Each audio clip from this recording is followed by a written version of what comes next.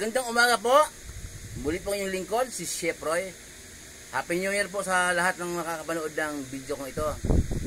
January 1 po, 2025 po tayo ngayon. Kagabi po pagsalubong ng bagong taon, hindi talaga maawat yung putukan, paputok.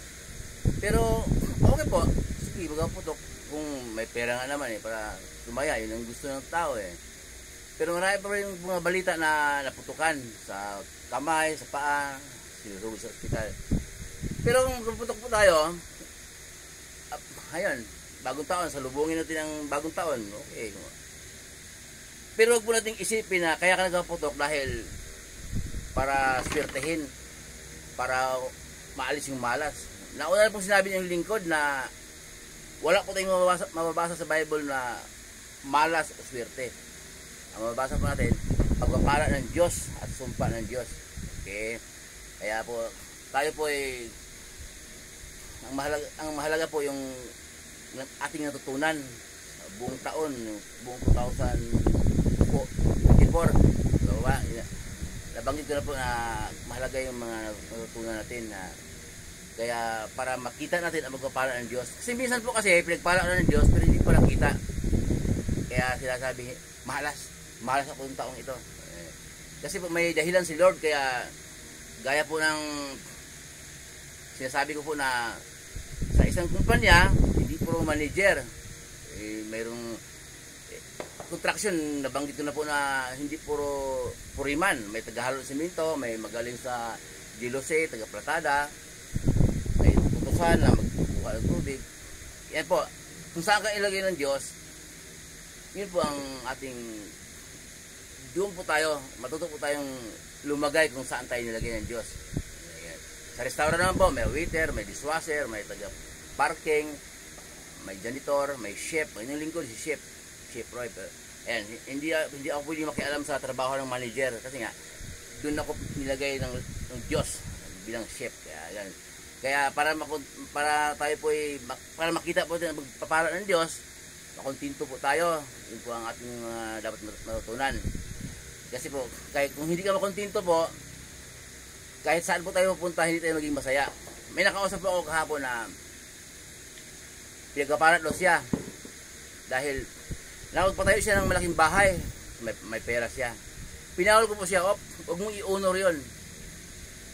Hindi ko tama, pinagpapala ka nga ng Diyos, pero huwag mong gamitin yun na marinig ng tao na pinagpapala ka ng Diyos dahil patayo ka ng bahay. Malaking bahay at may pera ka, huwag mo i-honor yun. Huwag mo ipaparinig sa tao. Kasi yung mga mananampalataya dyan na yung mga nagtinda ng kangkong, nagtitinda ng, parang sinabi mo mga walang hiya yun. Kaya hindi ako patay ng bahay, kaya walang pera.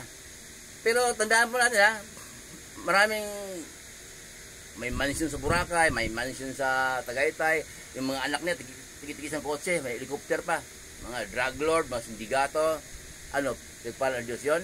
May mga ninanakaw yung kaban ng bayan, mga awayan sa politika, bintangan, ninakaw mo yung pera ng bayan, mayaman sila. Hindi magpapala ng Diyos yun. Kaya hindi po yun sukatan na kung sinusuka, pinagpala ng Diyos. Pinagpapala ng Diyos yung naunawaan mo ang kanyang salita, naunawaan mo ang kanyang kalooban. Kasi ang mahalaga po noon, yung ating kaluluwa. Okay? Sabi naman ng iba naman, nakausap ko na, mahalaga siyempre mabait. So, depende. Kasi may mabait na hinangaan ng tao. Mabait siya para bumilib sa kanya yung amo niya. Mabait siya para bumilib sa kanya yung mga tao, mga kasamahan niya sa work, kapitbahay. Pero hindi niya namalaya na hindi pala sa Diyos yung kabaitan niya kasi inuuyunan niya yung mali. Kaya pinag-usapan na mabait siya. Hindi siya na-stress kasi nga bahala na, tapos mo yan. Mabait, hindi siya na-inis, hindi siya na-stress. Kaya yun po depende po yun. Okay rin mabait ka, pero lumalakad ka sa kalooban ng Diyos na makapangyarihan sa lahat. Okay? Ang kalooban ng Diyos na makapangyarihan sa lahat, mababasa po natin sa Mateo 17:5, sinabi ng Diyos Ama, tinig mula sa langit, ito ang minamahal kong anak na lubos kong kinalulugdan, pakinggan ninyo siya. ang tinutukoy ng Diyos Ama, si Jesus. Pakinggan natin ang mga turo ng ating Panginoong Jesus. Mababasa po sa Mateo, hanggang sa bago magpahayag po sa aklat ni Judas. Yun ang mga turo ng ating Panginoong Jesus. Yun po ang ating pamumuhay araw-araw. Kaya, okay, mabait. Pero ang bait natin, kailangan sa Diyos tayo nakapanig. Okay? Mabait ka sa tao ka lang nakapanig. Marami kang kaibigan habang nabubuhay ka. So lang, hindi natin alam kung kailan tayo mamatay, baka bukas o susunod na, hindi tayo sa Diyos pala, matagpuan tayo na hindi tayo mananampalataya. Pero mabait tayo sa mga tao. Ano, tatakbo ba politika? Para ano po, dapat pala i-balance yung alamin ang kalooban ng Diyos. Nauyo naman palang mga mali-mali dyan, mga magnanakaw dyan. Kaya, ano ba yan? Sige, tapo na yan. Kaya mabait. Walang nagiging nakainisan. Kaya, ano ba yan? Sige, mga approve ng approve, kaya usapan mabait.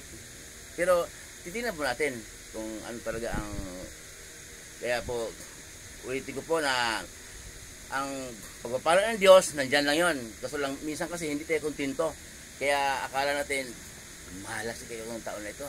Kaya ulitin ko po, kahit saan po tayo pupunta, kung hindi tayo makukontento ay hindi tayo maging masaya. Mahalaga po yung bago matulog, manalangin, pagpasalamat sa Diyos. Ba't magpasalamat? Hindi man ako yumaman, wala nga akong pera eh. Pasalamat po sa Diyos na tayo po ay malakas, pinagkalooban ng Diyos ng lakas sa maghapong magtatrabaho, humingi ng tawad, dahil bago tayo humiling, kung mayroon tayong ihiling, hihingi ng tawad. Ama, Diyos na makapangyarihan sa lahat, inaamin ko po na paulit-ulit po ako nagkasala sa isip, sa salita at sa gawa, at sa aking maraming pagkukulang po sa iyo, Ama, dala ng aking kahinaan. Patawarin po ako, Ama, sa pangalan ng iyong anak na aming Panginoong Jesus. Yun ang turo ni Jesus. Manalangin tayo sa kanyang pangalan. Hihingi tayo sa Ama sa kanyang pangalan. Gagamitin natin ang pangalan ng ating Panginoong Jesus sa buong kalimutan. Muli po ang inyong lingkod, si Chef Roy. Pagpapalain po tayo ng Diyos sa buong taong ito, sa susunod pong taon. Kasamahan po kayo ng Diyos kahit saan po kayo pupunta, sa mga trabaho ang pinasukan ninyo, kahit anong gusto ninyo o pagkakitaan nyo sa buhay ayon sa kalooban ng Diyos.